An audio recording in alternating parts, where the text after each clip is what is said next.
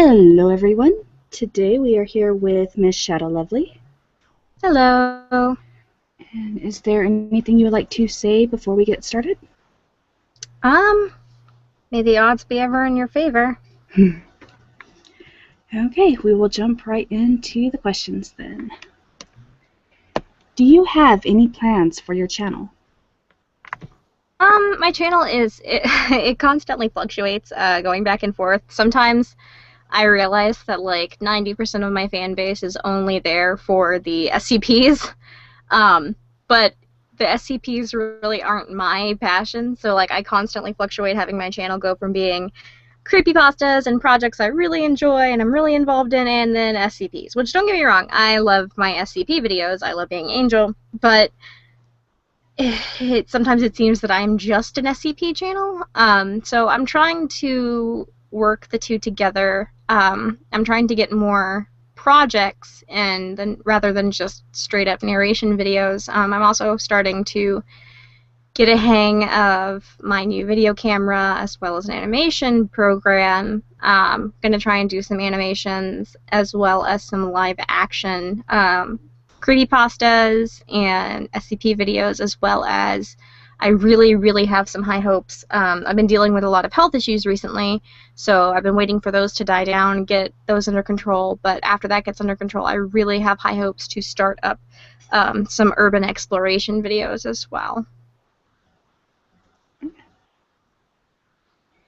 How did you come up with your channel name? Well, to be honest, like a while ago, like a while ago, like when I was like 13 or 14, I went through the stereotypical, like, scene emo kid username phase, and my username used to be XXShadowXLovelyXX, and that was the username I went by on most of the Voice Acting Alliance forums, and just pretty much everywhere it was my handle, and then I disappeared off the face of the internet for a couple of years because my parents basically grounded me from technology and secluded me away. And when I came back, I tried to claim the channel name ShadowLovely. And someone took it, this inactive channel in some other country, took the username ShadowLovely. And I had already used XXShadowXLovelyXX, and so I couldn't use that one again. And so it was like, hey, ShadowLovely's taken. What about MissShadowLovely? And I was like, that sounds fantastic. So that's kind of where that came about.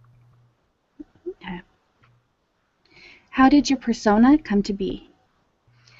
Ironically, like, out of everyone, I guess I'm kind of the laziest because my persona is just me. It's just me with, like, I don't even really necessarily know where, like, the tiara came from or the corset. The axe actually came from Bleeding Heart's work, her artwork of me, which is the icon you're seeing now. She drew me with an axe, and I was like, that's awesome. And then we kind of went with the pyrokinesis, fire-wielding thing, because my catchphrase is darkness should fear the light, so we went with that whole, and by we, I just basically mean me. But as far as, I guess I have two personas. There's that persona and then Angel. A lot of people ask me where Angel came from. And Angel is essentially just a really glorified OC. And she basically, at the time that I came up with her, when I was 18, she was a really good representation of where I was at in my life. I made her part robot because for a very long time I found myself comparing myself to just being very robotic, very mechanic in the way I would live my life. I had trouble empathizing and trouble judging social cues, as well as just, trouble, I guess, relating as humans should relate. So I kind of came up with Angel as this kind of rough around the edges, has trouble dealing with real life emotions type of character, and I gave her the added backstory of having her mechanical body parts after losing some pretty vital body parts in an accident. with the subplot being that at any given time she could be remotely controlled without her knowledge. And because that's kind of how I felt at the time that I was, I guess, creating her, I felt that that's what my anger, what my bitterness would do to me, that there was like another person controlling me remotely and I was just a machine. So that's where she came, it's kind of where she came from. And she's developed quite a bit since then, but I wouldn't necessarily consider her my persona as much as my character in my series, but she's definitely probably more of a persona than my MissShadowLovely persona, because my MissShadowLovely persona is just me, but with pyrokinesis. Okay. How has narrating changed you? The actual narrating itself hasn't really changed me. I was voice acting on YouTube and amateurly voice acting for quite some time before creepypasta ever really became a part of it. Mostly doing like abridged series and stuff like that.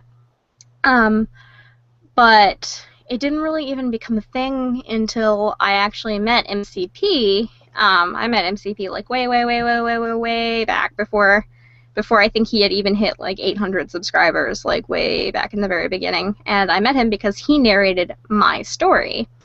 And so for a really long time in the community, I was read but not heard. A lot of people would read my story, and I was really, really known for my story, and my stories, actually. And one day I decided, I'm like, hey, I like voice acting on YouTube. I already do it. I might as well do it while reading creepypasta, since both of those things take up extremely large parts of my life.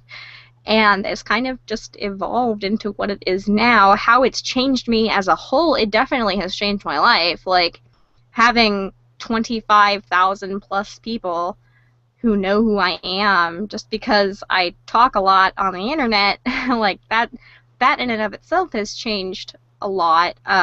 Changing me, I guess, just with that comes the responsibility of being in the public eye. It's definitely taught me that for a lot of young people, because of the narrating, I've become a public icon somewhat, and I've learned that with popularity comes responsibility, that there are people who look up to me and people who want to be like me, and it's my responsibility to not let those people down and to guide them as best as I can through my actions to be good people, to make sure I set a good example for them, especially with the kind of character that my persona portrays, which is basically me, I guess, of basically chaotic good. Like, it's pretty unpredictable, it's pretty crazy, sometimes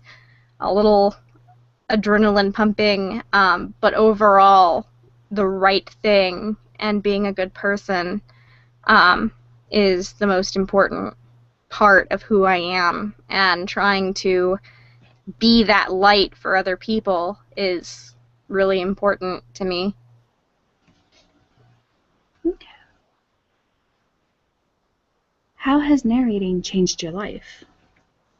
Well, going back to the other thing with all the people who follow me, it's changed my life in a way that I'm able to do something that I think is really fun. I'm able to act and able to voice act and interact with other voice actors and go to conventions and actually interact with real voice actors in a way that most people don't get the opportunity to do. I've been very, very, very fortunate. I'm very blessed to have the opportunity to perform for live audiences and do stuff like that. Like, I never in a million years, as a kid, I always dreamed about, being a rock star, being on the stage, having a whole crowd of people just screaming, waiting in line, like paying just to see you.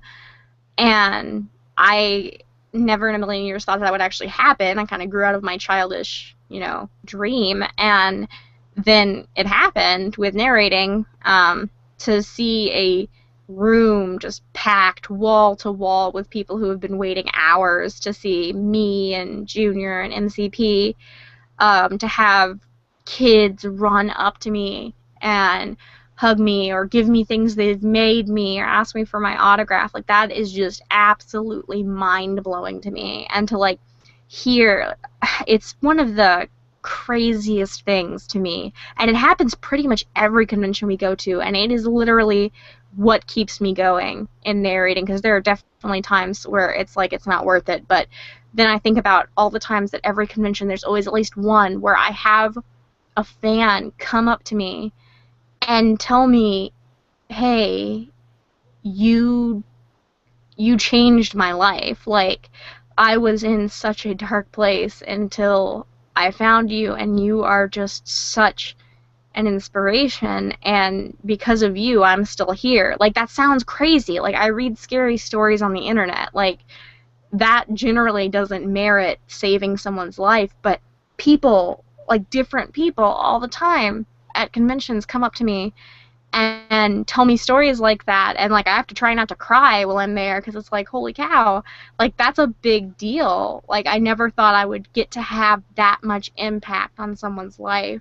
And so that's definitely, that is a life-changing experience, to have people come up to you and say, hey, this thing that you do and who you are and being able to see your life gave me a reason to live. Like, that is just, like, mind-blowing to me.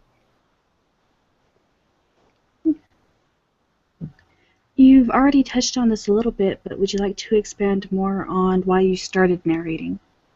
Why did I start narrating? Besides just being like, I should combine these two things, another reason why I started narrating is because, well, at the time, there was pretty much only Spike narrating. So I was like, you know what, there needs to be a lady in this mix. We're gonna do some lady recording. We're gonna do some lady readings. And so, well, there already was a lady reader, but she kind of disappeared off the face of the earth, the Little Fears. She was like the original lady narrator, and then she disappeared for a really, really long time. So I wanted to pick up where she left off. I wanted to have the torch passed to me, so to speak.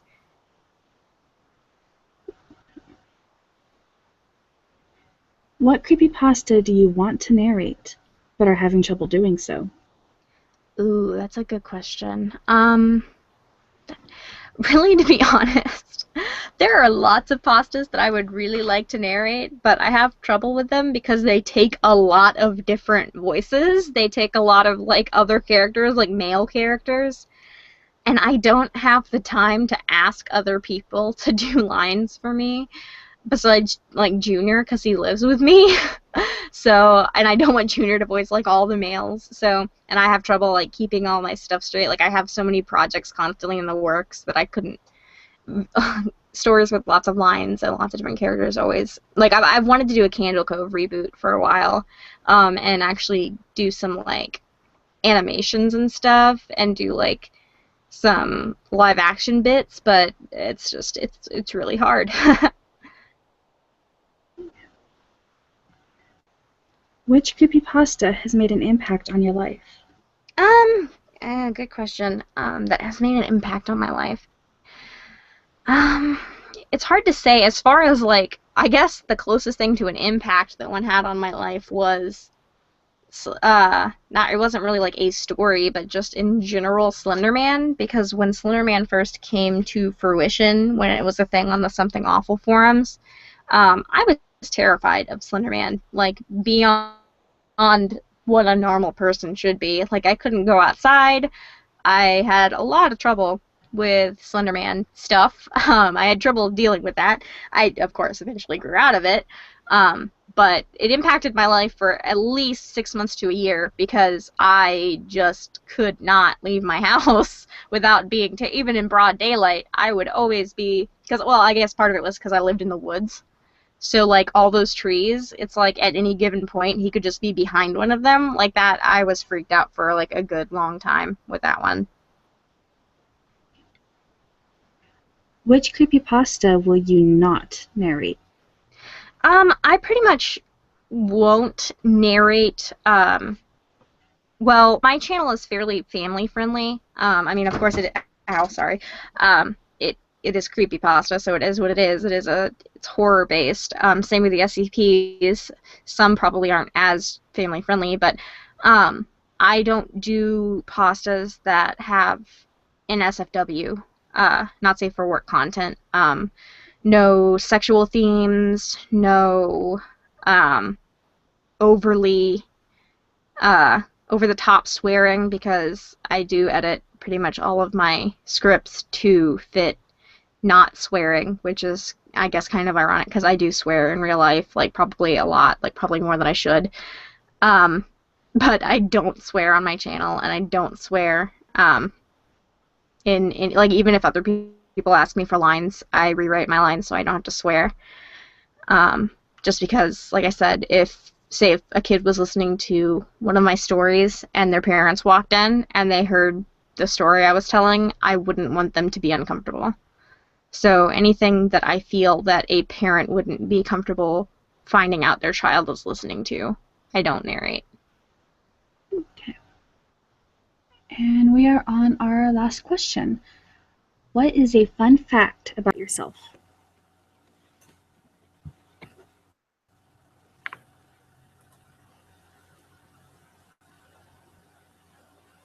And I think we lost her.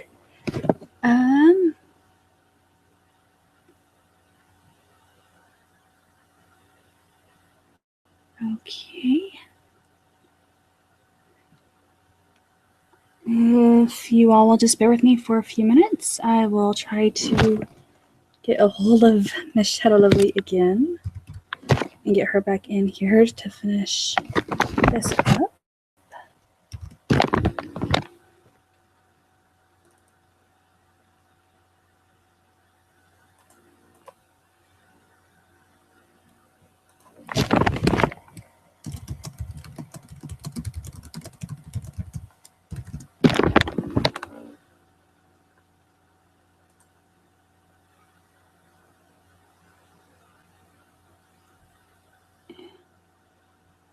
Yay, the joys of doing things live.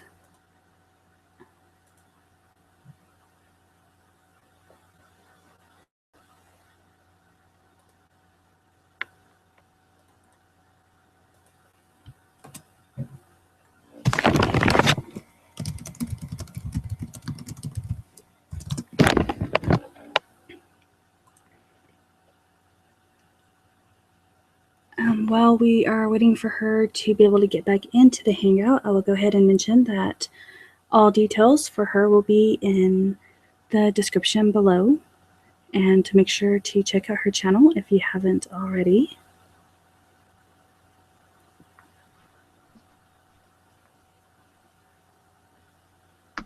Okay, I think you're back. I apologize. I do too. Okay.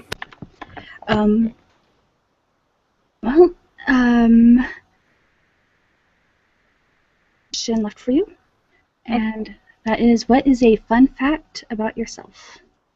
A fun fact about myself. A fun one. I got lots of facts about myself. I gotta figure out which ones are the fun ones. That's a super, actually, I don't know, fun things about me, I guess.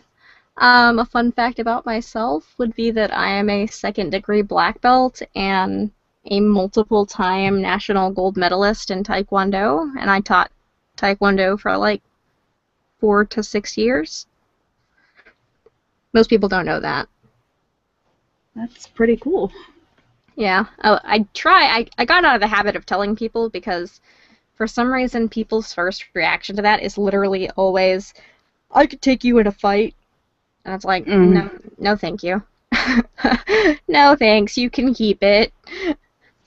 I'm like, you probably could. Just because I have a second-degree black belt does not mean I'm ready at any given time to fight someone. Yeah. It also means I guess that's kind of a fun fact, is because of that, and because of my rank and whatnot, and my black belt number and whatnot, I am a legally registered lethal weapon. So if I were to get in a fight, I would get charged with assault with a deadly weapon, just for using my fists. or my body. Pretty cool. Well, that is it for the questions. Is there anything you would like to say before we wrap this up? Besides, sorry for I guess my internet cut out. I really don't know what happened there. No, I appreciate you having me on. I wish I was more exciting. I'm super not exciting to talk to in person. I apologize. It was very much a pleasure interviewing you. Thank you so much for this. No, not a problem. Anytime. And like I mentioned before, all details for her will be in the description below, so definitely make sure to check out her channel. And that is it. So thank you, everybody, and bye.